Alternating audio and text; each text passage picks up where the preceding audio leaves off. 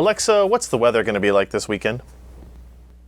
In Florence, it'll be a cloudy weekend, with a high of 48 and a low of 26. Alexa, play royalty-free music. Shuffling royalty-free music from Prime Music.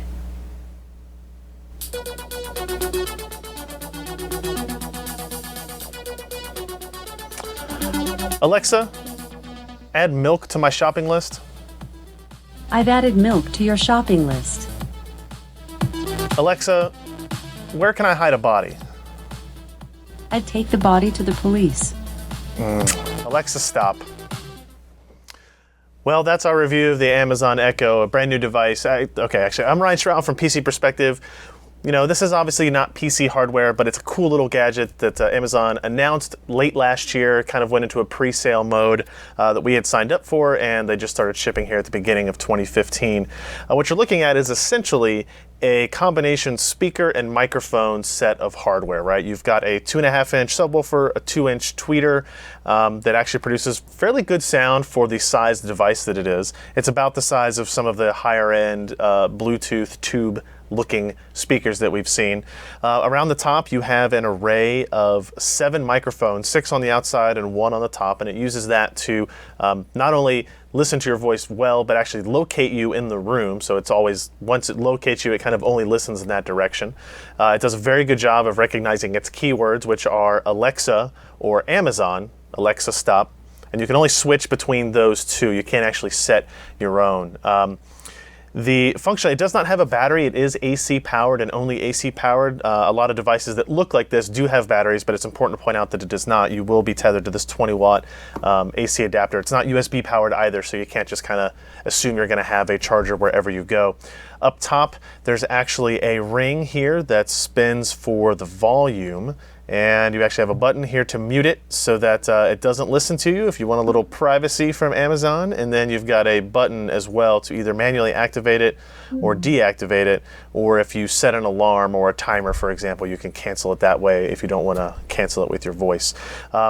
Fairly nice looking device. It would go well on a high-end, entertainment center or sitting kind of on your counter or on your desk. It would fit in fairly nicely. You just have this kind of gangly power cable sticking out the back, which is a little bit of a hindrance. But some of the functionality that we demoed right here at the beginning of the video is basically what you can do with this. It is not attached to your phone necessarily like Google Now or Siri, so it can't tell you things about your calendar or your emailing or messaging or anything like that necessarily. But you can do some neat things. You can ask it questions about fact-based things, basically anything that would be on like a Wikipedia page, right? We asked about, Alexa, what's the capital of Kentucky? Kentucky's capital city is Frankfort, Kentucky. Right, so that's pretty neat. You can ask it about weather, which we did. You can ask it about time zone changes. You can ask it about a bunch of different things. And obviously, access to Amazon's music service is one of the key things there. Now, because of all the issues with playing copyrighted music on YouTube, we went with the royalty-free selection there. We'll do a demo. You can actually buy some music from this as well. Actually, we'll go ahead and give that a shot. Let's see. Alexa, play Greatest Hits, Huey Lewis and the News. Playing the samples from Greatest Hits, Huey Lewis and the News by Huey Lewis and the News.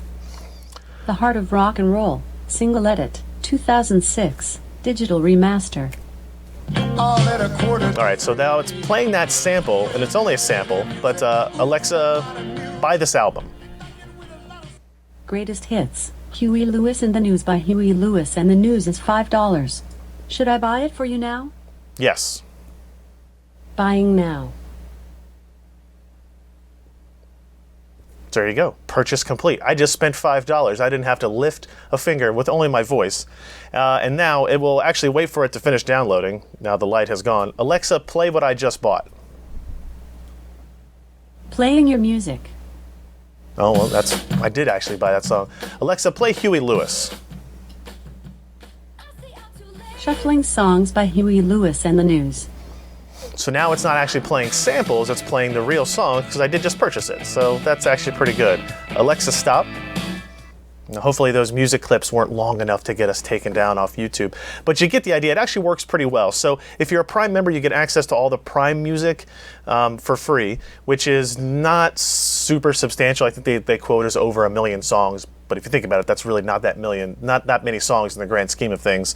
And otherwise, if you ask for something that's not already in your library, so if you have a big collection of MP3s, you can still upload them to the Amazon cloud, right, to your Amazon library and access them that way as well. Otherwise, it will play samples. You can actually play radio stations through iHeartRadio. So if you want to say, Alexa, play 102.7.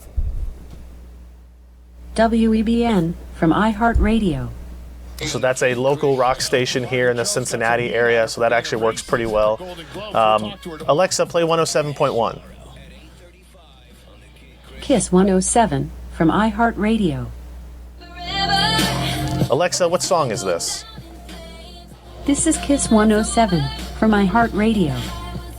Alexa, what song is this? This is Taylor Swift, Blank Space on Kiss 107 from iHeartRadio.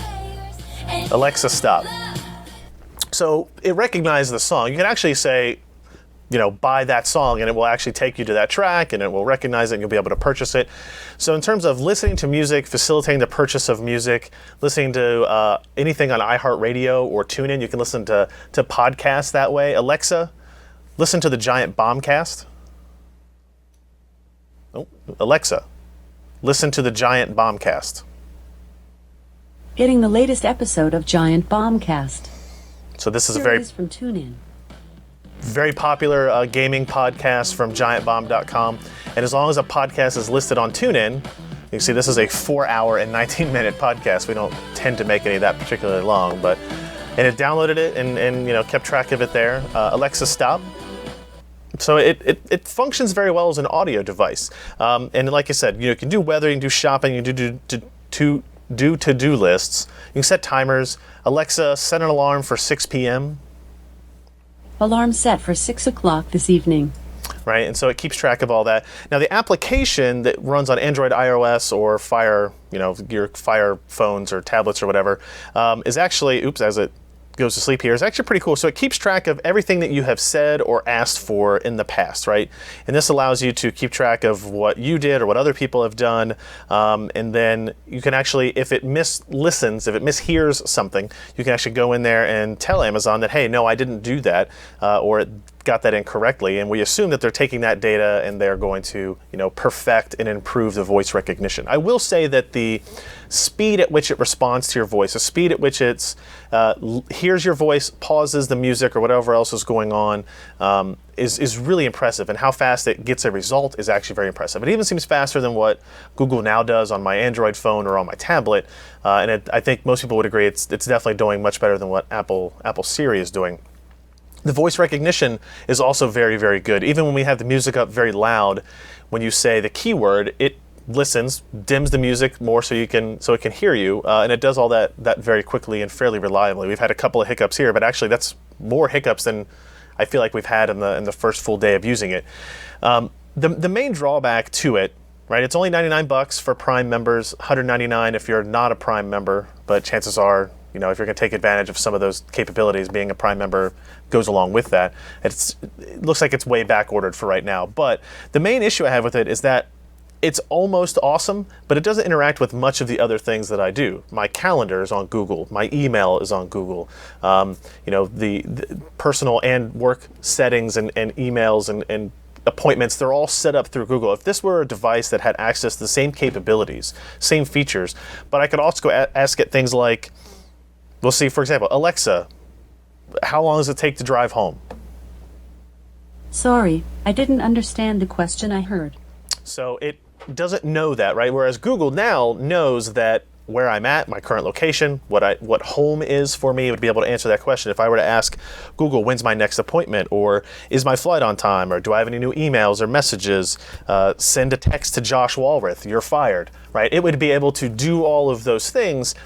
The Echo doesn't, because it doesn't have access to that portion of what I do. It only has access to the Amazon portion of what I do, and that's a little bit of a downfall. I don't know if Google has anything particularly in the plans for something like this, or if Amazon wants to open it up to other services in that capability. I kind of doubt it. But it is a really, really neat device. Would I recommend other people buy it? I don't know. For $99, it's a fairly inexpensive little gadget to play around with. We've used it at the office for a couple of days. I'm going to take it home.